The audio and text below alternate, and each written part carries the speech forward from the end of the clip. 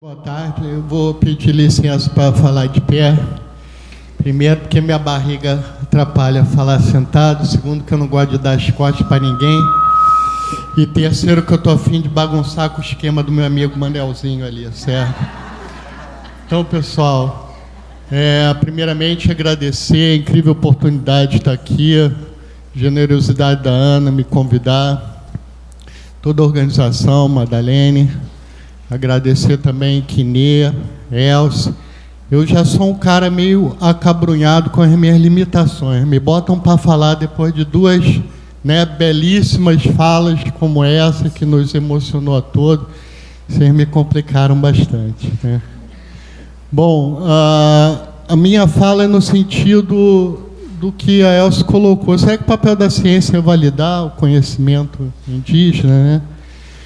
Bom, eu sou etnobotânico, e desde o século XIII, com aquele que é considerado pai aí da disciplina, Jean Baptiste de la Porta, que nós etnobotânicos no estudo das plantas psicoativas só temos um modelo para a pesquisa, a autoadministração, certo?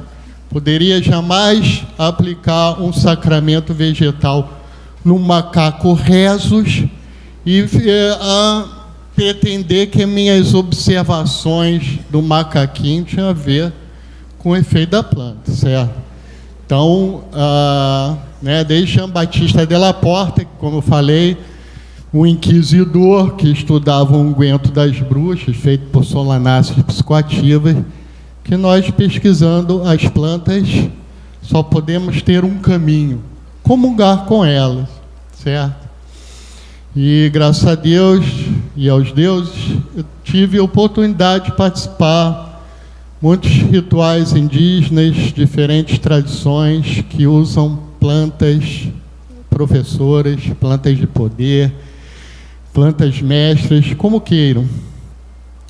Um outro grande etnobotânico, Richard Evans Schultz, falou o seguinte sobre os pajés amazônicos: cada vez que morre um pajé desse, certo, é como se toda uma biblioteca de Alexandria queimasse novamente, certo? A morte de um pajé desse, para a humanidade, em termos de perda do conhecimento, é como se toda uma biblioteca de Alexandria queimasse novamente. Vocês sabem que lá tinha milhares de volumes reunidos, conhecimento da antiguidade clássica, em suma, né? Então, eu fazendo pesquisa etnobotânica sobre plantas medicinais, tive a oportunidade de fazer várias pesquisas. Toda vez que eu fui confrontar as plantas que os meus informantes indígenas apontavam como medicinais com a literatura farmacêutica, literatura química,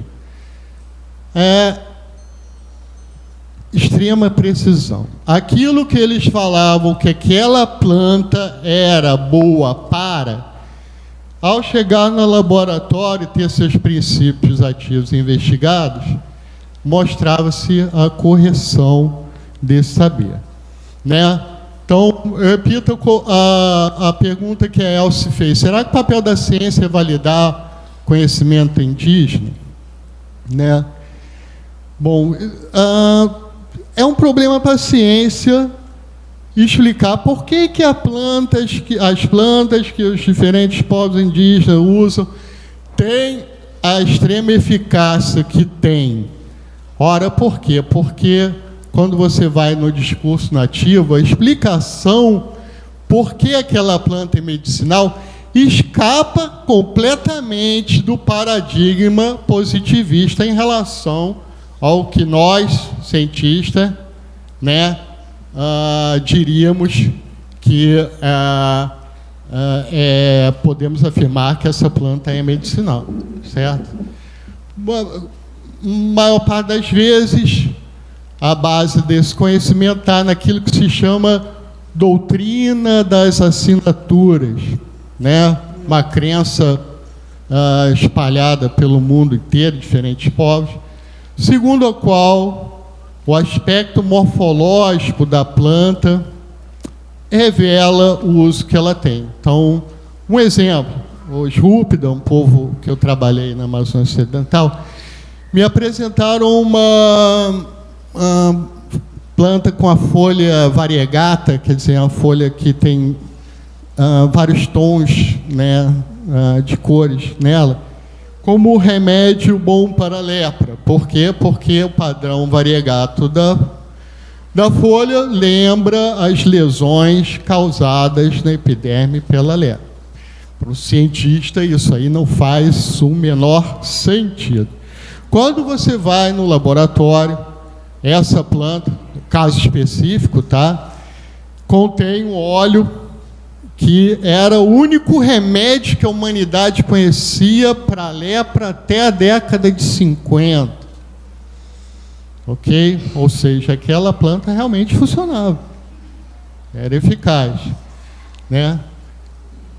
Outra base de indicação de que uma planta pode ser remédio, dentro do conhecimento nativo, está no sonho, na revelação, certo? Do pajé. Na revelação pessoal do pajé. Olha, a entidade X, a entidade Y, o espírito tal, ou, grosso modo, nos povos que eu estudei, a ayahuasca, professora das professoras, planta mestre aí com o colega Kinier, falou que revelou para eles esse conhecimento. Isso também é problemático para a ciência. Quanto à doutrina das assinaturas, a gente se saiu bem para explicar. Nós inventamos, etnobotânicos, um tal de filtro pragmático da cultura. Né? O que seria isso? Olha, ele pode falar qualquer coisa, né? O padrão variegato, ou é porque a folha parece o rabo do escorpião, então serve picada de escorpião. Não importa. Seres humanos são práticos, são pragmáticos. Se funcionar, usa. Se não funcionar, não usa. Então, através de várias gerações, daquelas plantas com folhas variegatas que ocorrem naquele ambiente, aquela que funciona foi que a cultura reteve. Isso é o filtro pragmático da cultura. As outras folhas, plantas de folha variegata que tem lá, eles não usam. Certo? Será que isso explica tudo? Será que isso dá conta de todos os casos? Certamente não dá conta daquelas plantas que foram revelação pessoal do pajé. Certo? Por quê? Porque ele teve a revelação, né, da planta como remédio, ele aplica. Tudo bem, nós, antropólogos, cientistas, temos boa explicação para isso também. Eficácia simbólica. Ele acredita, vai ficar bom, então fica bom. Eu quero propor uma reflexão, né? Será que é isso mesmo? Né? Será que aquilo que eles estão falando não tem mérito nem valor nenhum no resultado que eles estão obtendo? Eles estão dizendo que uma planta professora, uma planta mestra, revelou que aquela outra planta é um remédio. Então, devemos desconsiderar completamente essa alegação, né? Para o paradigma científico positivista, sim, né? Mas Vamos fazer um exercício aqui, sair um pouco da caixinha e ver outras ontologias, como a Elcio colocou, né? Bom, primeiramente, há a possibilidade de que essa revelação da ação terapêutica dessa planta se dê por sensibilidades outras que não a nossa, certo? Aspectos que escapam à nossa cultura, como estou dizendo, impressões sensitivas mesmo, dos 4 sentidos, ok? Determinados cheiros podem ser percebidos. Nossa cultura é muito visual, a gente não... Certo? Por exemplo, entre os rúpida, um indicativo de que aquela espécie, aquela variedade daquela árvore era medicinal e não outras da mesma espécie, era o som que a árvore fazia ao ser percutida, ok? Então, né, existem sensibilidades outras que nós, botados pela nossa cultura, podemos deixar escapar.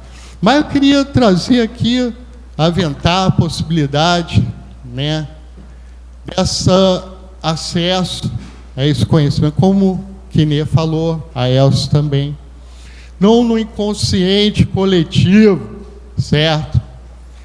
Mas num outro plano, e aqui eu não estou falando de plano espiritual, não, tá?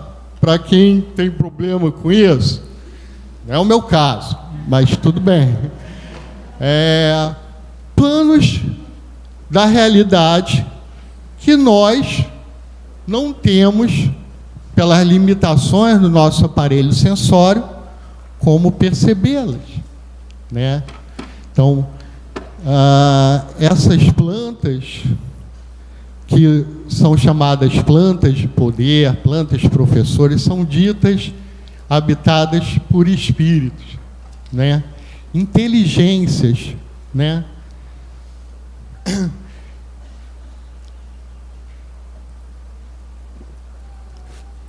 O livro do Narbia, ele fala como o DMT, a princípio ativo da principal planta aditiva da ayahuasca, é um cristal. E um cristal que vibra numa determinada frequência, emite um som, certo? Será que com a percepção correta, nós não poderíamos nos comunicar com essas inteligências? Ouvir o que esse som está nos falando? Né? A minha questão é essa: será que as plantas podem ensinar? Será que é possível uma comunicação interespécie? Será que essas inteligências vegetais, né, podem se comunicar conosco? Eu acho que a gente não deve descartar a priori essa possibilidade, né? Como os povos ameríndios vêm trazendo o seu conhecimento, toda a vida está interligada, né? E se nós estamos ligados, entranhados, como a obra belíssima do nosso amigo Neto, por que não poderíamos nos comunicar, né?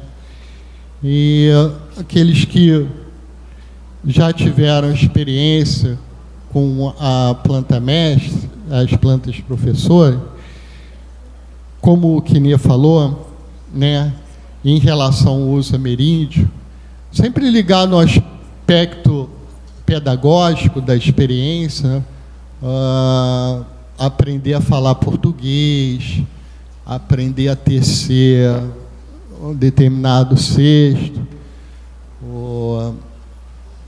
aprender a localizar melhor a caça na floresta, né? Essas plantas professores estão ligadas a esse conceito, esse campo aí do ensinamento. Ensinamento que deve ser obtido com esforço, como a Elcio colocou. E quando você experimenta essas plantas, professor, você tem, de fato, acesso a conhecimentos que não são conscientes no seu estado de vigília. Você acessa um saber, ok? Que, como a Elsa colocou, nós deveríamos talvez abandonar a ideia de inconsciente coletivo e tentar ver, né, no discurso nativo e na experiência com a planta o que realmente está se passando, né? Queria terminar a minha fala, já estou ficando envergonhado, Bessa, com uma reflexão sobre o futuro dessas plantas, certo? Mais uma vez, o confronto do conhecimento ocidental com o conhecimento nativo. Hoje, a danada da ciência está, né, eu vejo com bons olhos, tá? Não acho ruim não, mas cada vez mais as plantas professoras estão sendo estudadas e utilizadas no contexto terapêutico laboratorial, certo? Com resultados fantásticos, ok? Cogumelos psicoativos, Stropharia cubensis, né? Os antidepressivos que o mercado oferece, altamente tóxicos, levam à dependência. Você não pode interromper o uso, você tem que ir baixando a dose. Você vai ter muitos problemas por somente estar usando o remédio, né? E hoje a gente sabe que uma única aplicação, ingestão, o uso intravenoso, que seja, da psilocina, princípio ativo dos cogumelos psilocibínicos, você fica 3 meses, né, livre da depressão. Então, cada vez mais o Ocidente está querendo se apropriar dessas plantas para tratar os seus próprios males, a neurose, mal-estar da civilização. E é claro que o Ocidente faz isso purificando os princípios ativos, né, reduzindo a molécula, aplicando dentro do ambiente hospitalar. E qual é o discurso? É tudo essa molécula aqui no seu cérebro aqui, e é isso, tu vai ficar livre da depressão. Mas, pessoal, isso escapa a uma dimensão importantíssima da experiência que na psique, na mente, ok? Tudo bem que essas moléculas têm ação fisiológica no nosso corpo, de fato tem, estão nos curando, mas a maior parte da cura, né, da cura que essas plantas trazem, do conhecimento que traz, é da sua experiência com ela, né, do seu confronto consigo mesmo, com aquilo que a planta está te trazendo, né? Então, vamos pensar o futuro das plantas professoras, mas vamos pensar o futuro das plantas professoras não no nosso contexto terapêutico ocidental, né? Vamos pensar nessas plantas na sua experiência original, né? O que elas estão mostrando, o que elas estão trazendo, para aqueles que descobriram e mantêm esse conhecimento. E minha fala é nesse sentido, vamos ter abertura, né, para a possibilidade da existência de outras inteligências, da possibilidade de comunicação com essas inteligências e com a possibilidade de existirem planos do real, certo? Da realidade que nos escapa, mas que podem ser acessadas com o uso dessas plantas. Era isso que eu tinha a falar. Agradeço a atenção, paciência de vocês comigo. Obrigado.